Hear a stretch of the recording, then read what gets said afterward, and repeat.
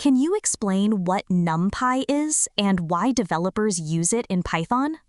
NumPy stands for Numerical Python.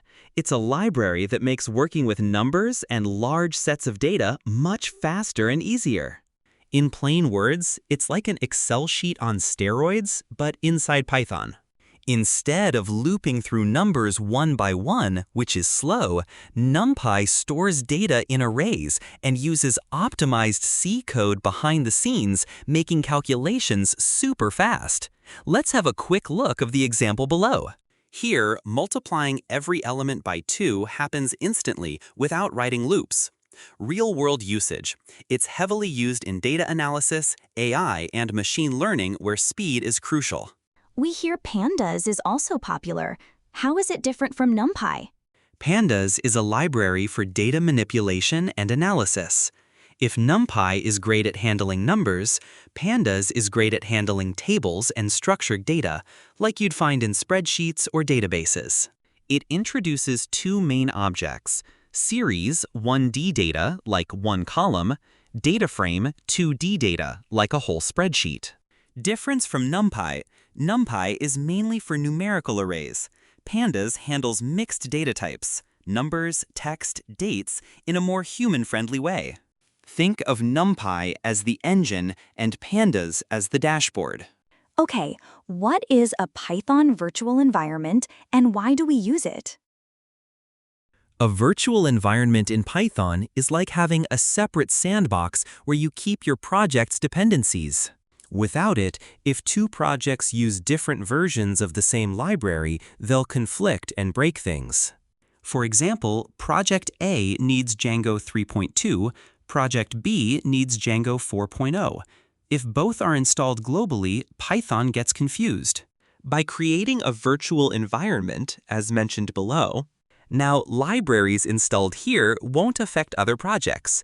Simple analogy, it's like having separate kitchens for different cuisines, so ingredients never mix up. Can you explain what decorators are in Python with an example? A decorator in Python is a special function that wraps another function to add extra features without changing the original code.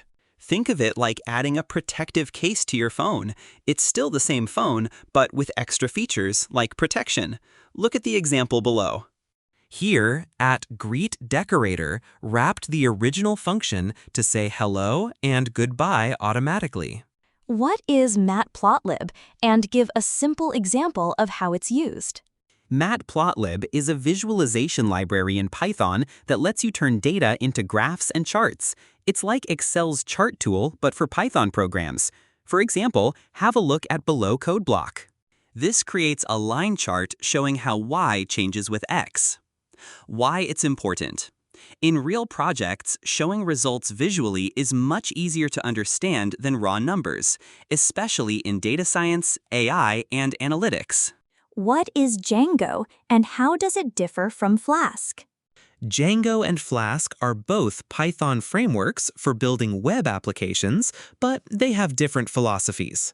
Django is a full-stack web framework, meaning it comes with everything included: ORM, Object Relational Mapper, authentication, admin panel, form handling, URL routing, and more. It's like buying a fully furnished apartment. You just move in and start using it. Flask, on the other hand, is a micro-framework. It provides the essentials, routing handling, and templating, but leaves everything else for you to decide and install as needed. It's like buying an empty flat and designing it however you want. For instance, if I want to build a blog quickly, Django can give me models, admin pages, and authentication in hours. With Flask, I'll have to choose and integrate libraries for each of those features. More flexibility, but more setup time. So which one would you choose? If I want speed and built-in tools, I'd choose Django. If I need lightweight, highly customizable solutions, I'd go with Flask. What is the difference between synchronous and asynchronous code in Python? Synchronous code runs one task at a time, like standing in a queue at the bank. Each person is served one after another. Asynchronous code allows tasks to run concurrently, like placing your order in a cafe, then checking emails while waiting for the coffee. In Python, synchronous, standard functions, def my_func. Asynchronous uses async def and await keywords, often with the asynchrono library. For example, if my code needs to download 5 files from the internet, synchronous downloads one file completely, then moves to the next. Asynchronous starts downloading all at once and processes them as soon as each finishes, much faster for I/O-heavy tasks. What is the difference between Django ORM and writing raw SQL queries? Django ORM lets you interact with the database using Python code instead of SQL strings. It's like ordering food by name instead of remembering the exact kitchen recipe. Benefits of ORM: less error-prone, easier to read, works across different databases, protects against SQL injection automatically. But when ORM can't handle complex queries efficiently, then raw SQL can be used.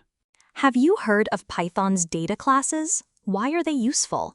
Yes, a data class is a feature introduced in Python 3.7 that automatically creates common methods for classes, like init, repr, and eq, without us writing them manually. It's perfect when you want to store data in objects, like a record or a configuration, without boilerplate code.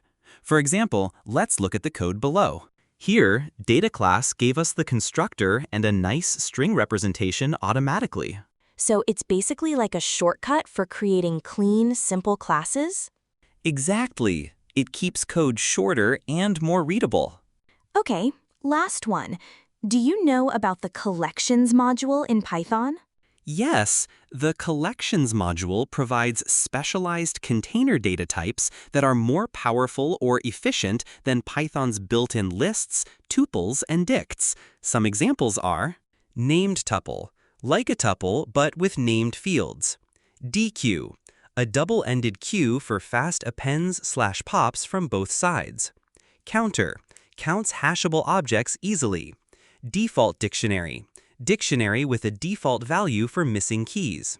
Ordered dictionary, remembers the order in which items were inserted. Let's look at this code snippet with counter.